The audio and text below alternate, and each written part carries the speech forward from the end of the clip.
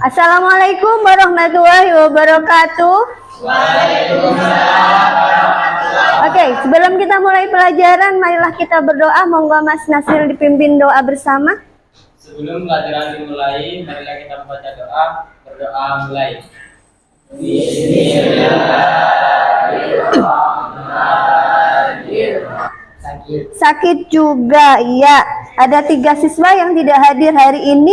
Mudah-mudahan minggu depan mereka bisa sehat kembali untuk belajar bersama kita. Dan kalian semuanya di sini yang diberi kesehatan, minggu depan masih diberi kesehatan. Amin. Oke. Baik, tidak kita belajar tentang materi apa? Ya, monggo. Tentang kegiatan ekonomi dan perilaku konsumen. Masih ingat tidak apa itu kegiatan ekonomi atau terdiri dari apa saja? Monggo Masnya.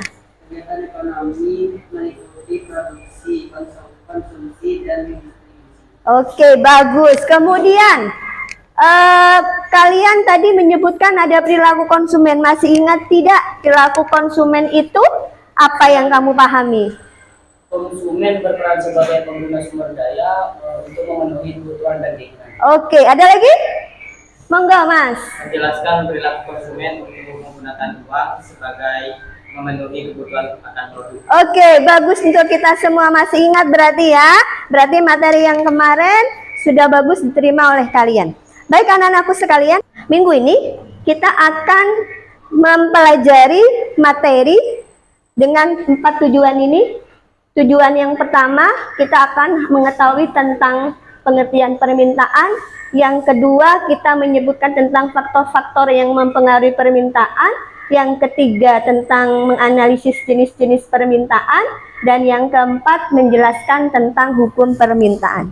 Sebelum kita belajar, Ibu mau cek konsentrasi dulu pada kalian, biar kalian lebih siap lagi untuk belajar. Yang kedua, sebelum kalian siap untuk menerima pembelajaran. Oke, siap?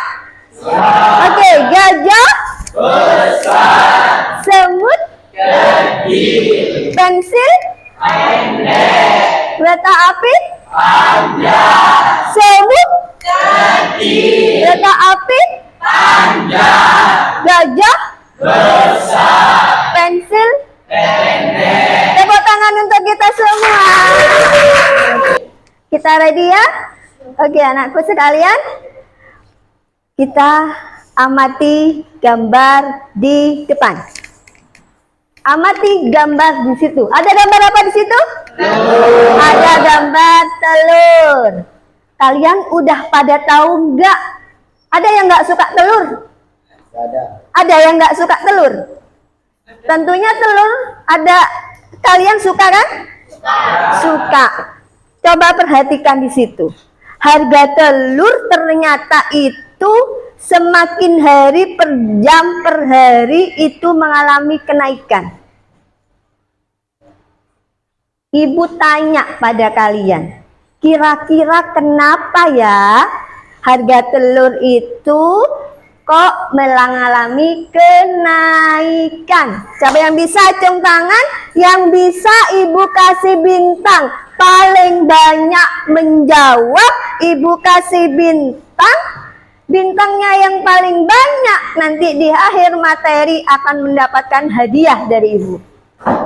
Monggo, siapa yang mau menjawab kira-kira kenapa harga telur mengalami kenaikan terus? Monggo Mas Dewa. Harga makan ternak yang mengalami kenaikan. Oke, bagus. Ibu kasih 1 bintang. Kita Ibu tayangkan video yang ada di depan. Kita bentuk kelompok terlebih dahulu. Silakan berhitung 1, 2, 3, 4 kembali ke 1 lagi. Kemudian kelompok 1 ngumpul dengan 1, 2 dengan 2, 3 dengan 3, 4 dengan 4. Oke, siap ya? Monggo, dimulai dengan Masnya. 2, 3,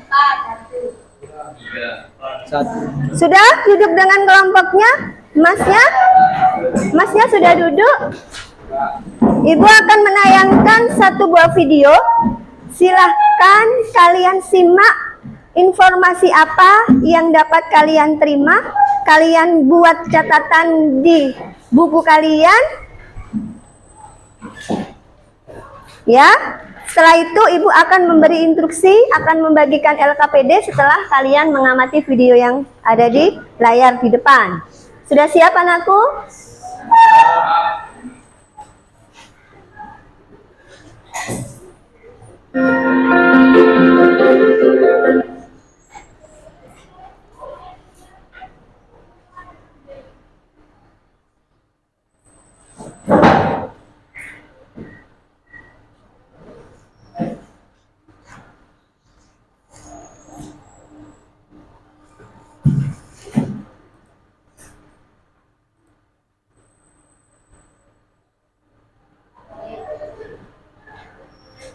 Sebentar.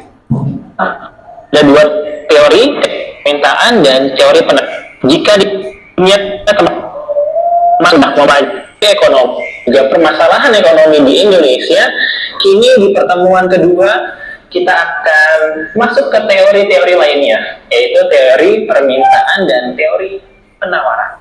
Apa sih hukum permintaan? Ya, dapat kita sadari atau saya ringkas bahwa hukum permintaan yaitu hukum yang merupakan suatu pernyataan. Yang namanya hukum ya, berarti pernyataan yang menyatakan bahwa semakin rendah harga suatu barang, maka semakin banyak permintaan akan barang tersebut. Sebaliknya, jika makin tinggi harga suatu barang, maka semakin sedikit aja duduknya yang baik, yang sopan. Kalau ini berarti dari segi konsumen ya. Misalkan harga barang X semula 40.000 menjadi 14.000. Nah, yang tadinya sewaktu harganya 40.000 permintaannya hanya 100.000 piece. Namun ketika harganya menjadi 14.000, permintaannya bisa meningkat menjadi 1 juta piece. Wih, mantap ya, mantap. Lanjut. Faktor-faktor apa saja yang mempengaruhi hukum permintaan? Nah, teman-teman, ada 7 faktor yang mempengaruhi hukum permintaan.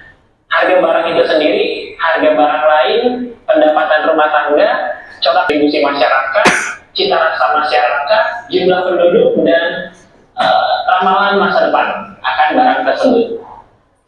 Kalau kita bahas dari harga barang itu sendiri, dari sisi permintaan, pola hubungan antara harga dengan jumlah yang diminta adalah negatif. Maksudnya gimana?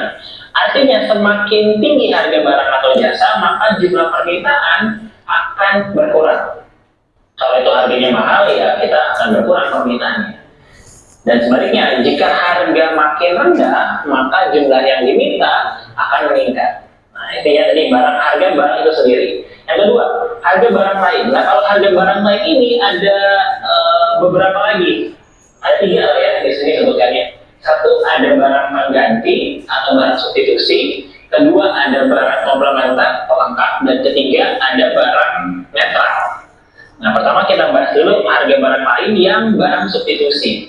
Nah, ini merupakan suatu barang yang dapat menggantikan fungsi dari barang tersebut. Misal, ada teh dan kopi. Nah, jadi barang yang dapat gantikan fungsinya. Misalkan seseorang biasa minum teh gitu kan ya sangat mungkin dapat menerima kopi apabila teh nggak ada. Mungkin aja. Ya kalau nggak kopi sama teh, ya kopi sama susu. Atau teh sama susu yang setara lah. Jadi kalau harga kopi lagi naik, ya udah minum teh. Wah, harga susu lagi naik, ya udah minum kopi. Contoh seperti itu. Yang kedua, barang pelengkap atau komplementer. Kenaikan atau penurunan permintaan terhadap barang pelengkap ini cenderung sejalan dengan perubahan permintaan dari barang yang dilengkapinya. Contoh seperti ini, BBM. Harga BBM naik nih. Kalau BBM naik, maka permintaan terhadap kendaraan bermotor akan turun. Jadi, wah ini BBM naik, ya nggak usah beli motor lah, naik apa aja. Ya, celakanya kan di kita BBM nggak semahal-mahal seperti pada umumnya ya. BBM kita cenderung murah teman-teman, karena ada subsidi tadi. Kalau subsidi dicabut, BBM kita akan melambung tinggi mahalnya, bukan main, sama seperti di Arab gitu. Karena ada subsidi aja nih, jadi harga BBM kita cenderung relatif lebih murah dibanding negara-negara yang lain. Nah, ini persepsi ya. Kalau menurut kamu harga BBM kita mahal, ya pandangan aja, tapi secara global harga BBM kita itu rendah dibanding negara yang lain.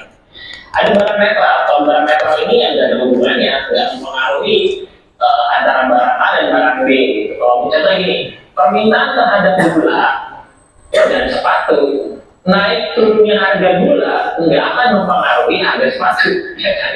Harga gula naik ya sepatu nggak ada hubungannya. Benar seperti itu.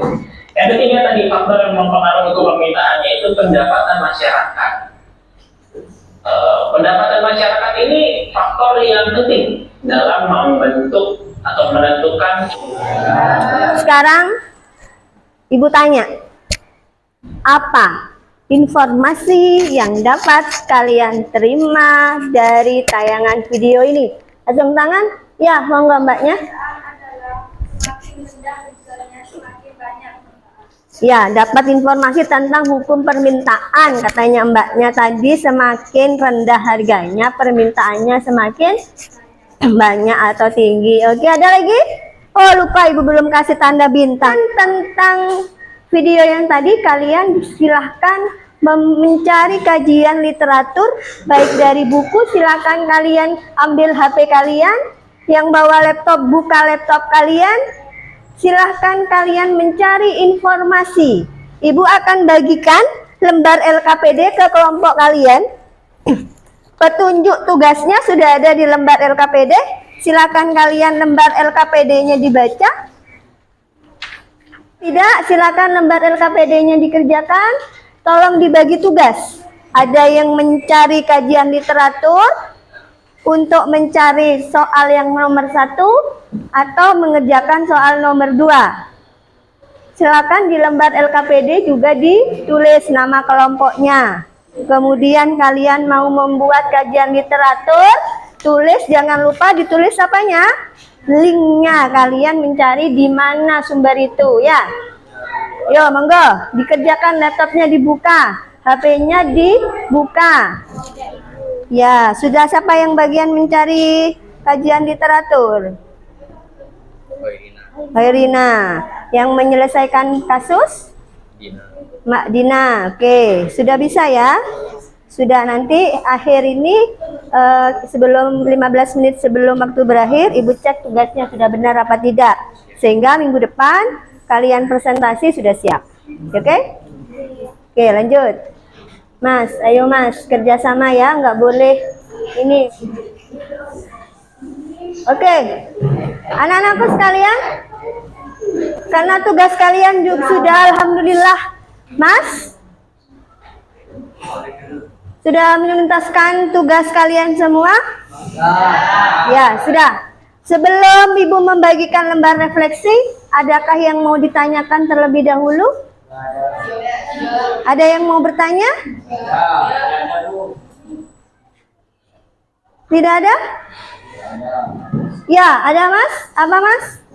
Apakah jika biaya produksi semakin mahal akan meningkatkan harga barang? Nah, yuk Masnya duduk Mas, kembali. Ada temannya tanya, kalau biaya produksinya itu semakin mahal, kira-kira harga barangnya makin mahal apa enggak? Semakin mahal. Kemudian permintaannya kalau harga semakin mahal? Menurun. Oke, kalian sudah membahas tentang hukum permintaan di flat itu ya, tentang faktor-faktor yang mempengaruhi permintaan. Ya, minggu depan kalian akan presentasi tentang masalah itu, ditambah tentang kisah kehidupan, pengalaman, atau informasi tentang faktor-faktor yang mempengaruhi permintaan sesuai dengan kasus yang sudah Ibu bagi tiap kelompok yang berbeda. Beda, kelompok 1 dapat apa tadi? Tentang apa? Harga barang lain. Kelompok 2 selera masyarakat. Kelompok 3 pendapatan. Kelompok 4 sebelum kita Ibu mengakhiri, silakan ini dikerjakan. Di sini ada lembar refleksi, kalian kerjakan. Monggo dikerjakan. Baik, kita akhiri pertemuan hari ini dengan pembacaan hamdalah bersama-sama. Alhamdulillahirobbilalamin. Mudah-mudahan minggu depan kita diberi kesehatan untuk bisa menjalankan tugas presentasi. Amin. Assalamualaikum warahmatullahi wabarakatuh. Waalaikumsalam.